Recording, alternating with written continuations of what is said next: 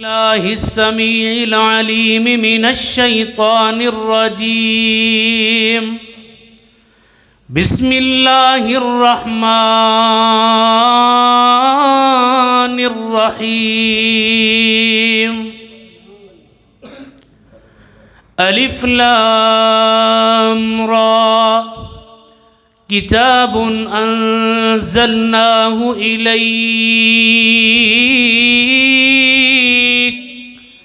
لتخرج الناس من الظلمات إلى النور بإذن ربهم إلى صراط العزيز الحميد.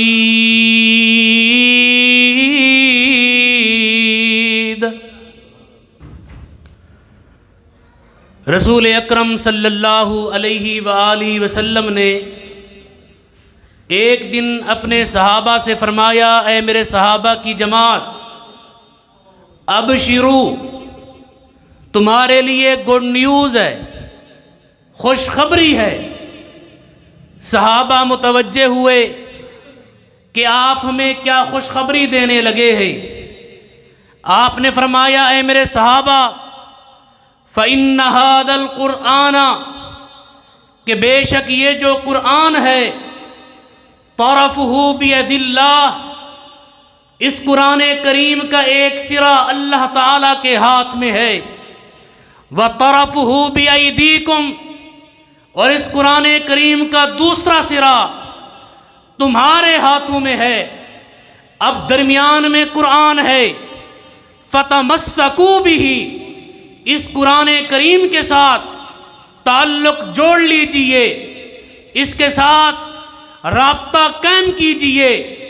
نتیجہ اور رزلٹ یہ آئے گا، فَإِنَّكُمْ لَن تَهْلِكُوا، کہ دنیا کی کوئی طاقت تمہیں ہلاک نہیں کر سکے گی، برباد نہیں کر سکے گی. وَلَن تَضِلُّوا بَعْدَهُ أَبَدًا، اور دنیا کی کوئی قوت تمہیں گمراہ بھی نہیں کر سکے گی. اب آپ جانتے ہیں کہ ہر بندہ یہی چاہتا ہے، دنیا میں رہتے ہوئے ہلاکت سے، بربادی سے محفوظ رہوں اور اسی طرح گمراہی سے بھی بچوں. پھر جو چاہتا ہے اس قرآن کریم کے ساتھ جڑ جائے، کیونکہ میں نے غور کیا ہے اس قرآن کریم کے ساتھ جس چیز کی نسبت ہے، ہر ایک چیز اعلیٰ ہے، بے مثال ہے اور گرانٹیڈ ہے. آپ غور کریں، جب اللہ تعالیٰ نے اس قرآن کریم کا تعارف کروایا تو کس انداز سے کروایا؟ فرمایا، فَلَا أُقْسِمُ بِمَا تُبْصِرُونَ.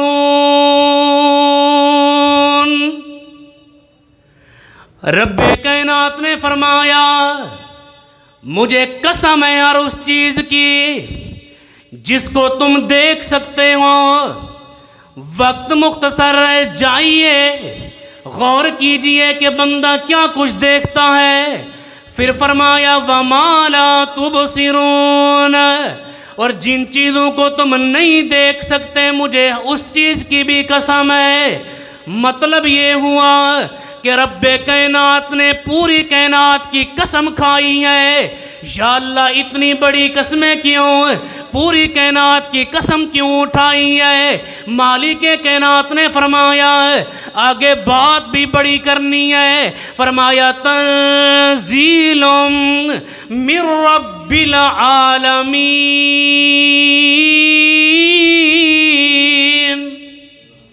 فرمایا، یہ جو قرآن ہے یہ اس کی طرف سے نازل کیا گیا ہے جو تمام جہانوں کا پالنہار ہے. پھر سمجھ میں کیا آیا کہ اس کا جو نازل کرنے والا ہے وہ ارحم الراحمین ہے، اس کی ذات بے مثال اور گرانٹیڈ ذات ہے. اب آئیے دوسرے نقطے پر، جو اسے لے کے آیا ہے وہ کیسا ہے؟ کہیں ایسا تو نہیں کہ اس نے اپنی طرف سے قرآن کریم میں کچھ ملا دیا ہو، ملاوٹ کر دیا ہو. رب العالمین نے اس کے بارے میں فرمایا، نازل بہ الروح الامین.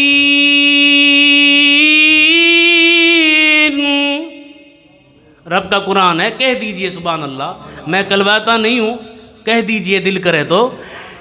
رب العالمین نے فرمایا جس کے ذریعے اسے نازل کیا ہے، جو لے کر کے آیا ہے وہ روح الامین ہے، وہ بھی امانت دار ہے، وہ بھی اس کی ذات بھی گرنٹیڈ ہے، امین ذات ہے، اس نے اپنی طرف سے کوئی چیز نہیں ملائی۔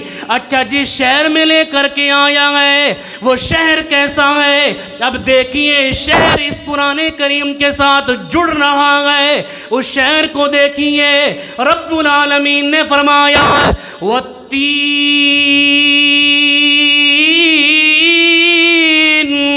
والزيتون وطور سينين وهذا البلد الأمين۔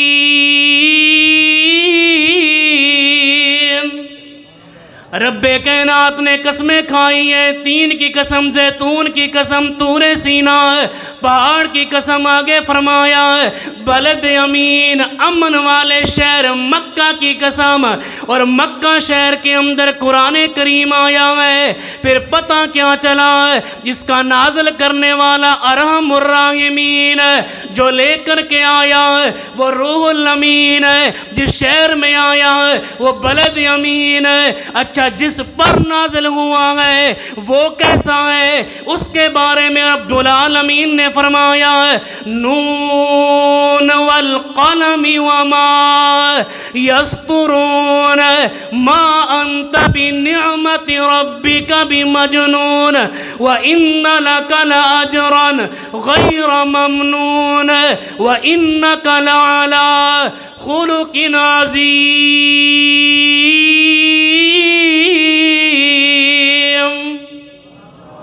رب کائنات نے یہاں بھی قسمیں کھائی ہیں، وہ تو ایسا ہے اس کا اخلاق بھی عظیم ہے، اور اس کے بارے میں دشمن بھی کہتے ہیں کہ تو صادق ہے، تو امین ہے۔ پھر پتہ کیا چلا ہے قرآن کو نازل کرنے والا ارحم الراحمین ہے، لے کر کے آنے والا روح الامین ہے، اور جس شہر میں آیا وہ بلد امین ہے، جس پر نازل ہوا ہے وہ بھی رسول امین ہے۔ اب آئیے غور کیجئے، جس زبان نے سب سے پہلے اس قرآن کریم کو تلاوت کیا گئے، جس زبان نے بتایا ہے لوگوں یہ قرآن ہے، جس زبان نے بتایا ہے یہ سورۃ الفاتحہ ہے، سورۃ البقرہ ہے، سورۃ آل عمران ہے، سورۃ النساء ہے، سورۃ المائدہ ہے، پورے قرآن کا جس نے تعارف کروایا ہے، جس زبان نے سب سے پہلے پڑھا ہے، وہ زبان کیسی ہے؟ کہیں ایسا تو نہیں کہ وہ زبان اپنی مرضی سے بولتی ہے، کہیں ایسا تو نہیں وہ اپنی مرضی سے پڑھتی ہے۔ رب العالمین نے فرمایا ہے ایسا نہیں ہے، وَمَا يَنطِقُ عَنِ الْهَوَىٰ إِنْ هُوَ إِلَّا وَحْيٌ يُوحَىٰ۔ پروفیسر عبدالستار انصاری صاحب موجود ہے۔ نطق ینطق کا معنی یہ ہوتا ہے ہونٹوں کی حرکت کو کہا جاتا ہے۔ پھر پتہ کیا چلا کہ پیغمبر کے اگر ہونٹ بھی ہلتے ہیں تو اللہ کی مرضی سے ہلتے ہیں، اپنی مرضی نہیں۔ غور کیجئے، کائنات کے امام بیت اللہ کی طرف جا رہے گئے، راستے میں عثمان بن طلحہ، بلکہ آپ بیت اللہ کے دروازے پہ پہنچے گئے۔ عثمان بن طلحہ جو بنو تمیم کا نوجوان ہے، اس کے پاس بیت اللہ کی چابیاں ہیں، جیسے ہی اللہ کے رسول کو دیکھتا ہے دروازہ بند کر دیتا ہے۔ آپ نے فرمایا عثمان دروازہ کھول دو، مجھے اندر جانا ہے، عبادت کرنی ہے۔ عثمان کہتا ہے میں نے آپ کو دیکھ کر ہی دروازہ بند کیا ہے، آپ کے لیے دروازہ نہیں کھلے گا۔ کیوں نہیں کھلے گا؟ کہنے لگا قد خالفت دین قومی کا، آپ نے اپنی قوم کے دین کی مخالفت کی ہے، وجئت بدین محدث، اور نیا دین لے کر کے آئے ہو، لات منات عزا کچھ نہیں کر سکتے، قل هو اللہ احد موت کا نعرہ لگایا ہے، آپ کے لیے دروازہ نہیں کھلے گا۔ آپ نے فرمایا ہے عثمان آج چابیاں تیرے پاس ہیں، تو دروازہ کھول یا نہ کھول تیری مرضی ہے، مگر یہ تو بتا اس دن تو کیا کرے گا جس دن میرا رب یہ چابیاں مجھے دے دے گا۔ وہ کہنے لگا عجیب بات کرتے ہو، جس بندے کو اپنے گھر کے اندر لوگ سکون کے ساتھ رہنے نہیں دیتے، وہ بندہ کہہ رہا ہے کہ چابیاں میرے پاس آئیں گی، یہ کیسے ہوگا؟ اس کی عقل نہیں مانتی تھی، اسے نہیں پتا یہ جو زبان ہے یہ اپنی مرضی سے نہیں بولتی، رب بلائے تو بولتی ہے۔ پھر وہ وقت آ گیا، مکہ فتح ہوا، کائنات کے امام بیت اللہ کے دروازے پہ کھڑے ہیں۔ آپ نے جناب بلال کو بھیجا، جاؤ عثمان سے چابیاں لے کر کے آؤ۔ اور یہاں یہ بھی بتاتا چلو اب عثمان بن طلحہ بھی مسلمان ہو چکا ہے اور اس کے اسلام کی خبر اللہ کے رسول کو پہنچ چکی ہے۔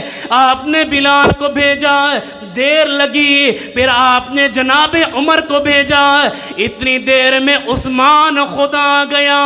عثمان بن طلحہ نے آ کر اللہ کے رسول کے ہاتھوں میں چابیاں دی اور رونے لگ گیا۔ آپ نے فرمایا اے عثمان لگتا ہے تو نے دل سے چابی نہیں دی، روتا کیوں ہے؟ کہنے لگا اللہ کے رسول آپ کی بات یاد آ گئی ہے، ایک وقت تھا چابیاں میرے پاس تھی، بیت اللہ کا دروازہ میں نے لاک کر دیا تھا اور آپ نے کہا تھا اس دن تو کیا کرے گا جب یہ چابیاں میرا رب میرے ہاتھوں میں دے گا، اس لیے رویا ہوں۔ پھر یہ تو وہ پیغمبر ہے جو رحمت للعالمین ہے، پھر میرے نبی نے کیا کیا؟ آپ نے فرمایا عثمان رونا بند کر دے، یہ بیت اللہ کی چابیاں تو رکھ، قیامت تک یہ چابیاں تیرے خاندان میں رہیں گی۔ جائیے مکہ جائیے، جا کے تحقیق کیجئے، ریسرچ کیجئے۔ آپ جانتے ہیں خلافت عثمانیہ بھی وہی رہی، ترکی کے بادشاہ بھی رہے، سعودی بھی آ گئے ہیں، امام بھی چینج ہوتے ہیں، مؤذن چینج ہوتے ہیں، لیکن اب تک چابیاں عثمان بن طلحہ کے خاندان کے پاس ہیں۔ پھر میں کہنا چاہتا ہوں اس کے متعلق، ایسا نام پھلاں دا چمن ویکھیا جیویں عبداللہ دا میں چن ویکھیا۔ سندھی کہتا ہے ایڑو نہ گل نہ جو چمن ڈٹھا جییں عبداللہ جو مٹھو ڈٹھو آ، پچھے پچھے سونے کے مالک بنائیو آ، سب سینہ جو حسن رب ہن تے کھٹائیو آ، پچھ پچھ سونے نو رب نے بنایا ہے، سب سینہ دا حسن مالک اس تے مکایا ہے۔ ایسا نہ میں جگ چ حسن ویکھیا جیویں عبداللہ دا میں چن ویکھیا۔ کیسا ہے؟ ریشم ملائم سونے دیا تلیاں، کرن مقابلہ نہ پھل کلیاں۔ ریشم ملائم سونے دیا تلیاں، کرن مقابلہ نہ پھل کلیاں۔ ایسا نہ ملائی تے مکھن ویکھیا، ایسا نہ ملائی تے مکھن ویکھیا جیویں عبداللہ دا میں چن ویکھیا۔ بڑی پیاری بات ہے، ریس کستوری نیگی سونے دے پسینے دی، ریس جگ وچ نیگی مکے تے مدینے دی۔ ام سلمہ سے کسی نے سوال کیا کہ امی جان یہ خوشبو کہاں سے آپ لے کر کے آئی ہے؟ امی جان کہنے لگی کہیں سے لے کر کے نہیں آئی، یہ جو میں نے خوشبو لگائی ہے میرے پیارے رسول کا پسینہ ہے۔ آج لوگ کہتے ہیں کہ بشر ہمارے جیسا بشر نہیں ہے، تو بشر ہمارے جیسے نہیں ہے۔ جتنا بڑا انسان کیوں نہ ہو، پسینہ آتا ہے تو سمیل آتی ہے۔ میرے نبی کو پسینہ آتا ہے تو خوشبو آتی ہے۔ گندی مکھی ہر انسان پہ بیٹھتی ہے، میرے نبی سے دور رہتی ہے۔ سارے بندے سوتے ہیں، دل بھی سوتا ہے، آنکھیں بھی سوتی ہیں۔ جب میرے نبی سوتے ہیں آنکھیں سوتی ہیں، دل جاگتا ہے۔ ریس کا ستوری نگی سونے دے پسینے دی، ریس جگ وچ نگی مکے تے مدینے دی۔ مہکدان کولا بدن ویکھیا جیویں عبداللہ دا میں چن ویکھیا۔ پھر پتہ کیا چلا، اس قرآن کریم کا نازل کرنے والا ارحم الراحمین جو لے کر کے آیا وہ جبریل امین، جس پر نازل ہوا وہ رحمت للعالمین، اور جس شہر میں نازل ہوا وہ بلد الامین، اور جس زبان نے اسے سب سے پہلے تلاوت کیا وہ زبان بھی امین ہے، اور جس امت پر نازل ہوا ہے، جس امت کے لیے نازل ہوا ہے، یہ امت پہلی تمام امتوں سے بہترین۔ پھر آئیے قرآن کریم کے ساتھ جڑ جائیے۔ میں مبارکباد دینا چاہتا ہوں ان بچوں کو جنہوں نے قرآن کریم حفظ کیا ہے، ان کے والدین کو مبارکباد دینا چاہتا ہوں کہ جن کے بچوں نے قرآن کریم کو حفظ کیا ہے۔ یہ کوئی معمولی بات نہیں ہے، آپ اپنے رشتہ داروں کو بھی بتائیں کہ ہمارے بچے اعلیٰ تعلیم حاصل کر رہے ہیں، کیونکہ قرآن کریم سے بڑھ کر کوئی کتاب نہیں ہے۔ اس کتاب نے انقلاب برپا کیا۔ آپ جانتے ہیں کہ اس قرآن کریم سے قبل کیا تھا؟ ظلم ہی ظلم تھا، کفر و شرک کا راج تھا، معمولی باتوں پر کٹ مرنا عام تھا، عورت حیوانوں سی زندگی بسر کرنے پر مجبور تھی، بچیوں کو اپنی بیٹیوں کو زندہ درگور کر دیا جانا معیوب نہ تھا۔ الغرض انسانیت تباہی و بربادی کے آخری دہانے پر تھی۔ پھر کیا ہوا؟ اتر کر ہرا سے سوئے قوم آیا اور ایک نسخہ کیمیا ساتھ لایا، مسے خام کو جس نے کندن بنایا، کھرا اور کھوٹا الگ کر دکھایا۔ وہ بجلی کا کڑکا تھا یا سوتے ہادی عرب کی زمین جس نے ساری ہلا دی۔ یہ انقلاب کیسے برپا ہوا؟ آخری بات، ڈاکٹر مائیکل نے جو کتاب لکھی ہے دی 100، اور اس کے اندر اس نے میرے نبی کو سب سے پہلے لکھا ہے۔ 100 شخصیات کو اس نے جمع کیا جنہوں نے انقلاب برپا کیا، جنہوں نے اپنے جوہر دکھائے۔ اس نے میرے نبی کو سب سے پہلے لکھا۔ دوسرے نمبر پر جناب عیسیٰ کو لکھا۔ جب اس سے سوال ہوا کہ تو عیسائی ہے، عیسیٰ کو پہلے لکھتا، تو نے محمد کو پہلے لکھا ہے، وجہ کیا ہے؟ وہ کہنے لگا بیکاز دی اونلی پرسن، اس کی وجہ یہ ہے کہ محمد واحد شخصیت ہے جنہوں نے عرب کے معاشرے کو تبدیل کیا تھا، انقلاب کیا تھا۔ عیسیٰ علیہ السلام روحانیت میں تھے، ان کے ماننے والے چند تھے جو بعد میں پھر گئے تھے، لیکن محمد نے ایسا انقلاب برپا کیا جو ایک دوسرے کی جان کے دشمن تھے وہ ایک دوسرے کے لیے جان دینے والے بنے۔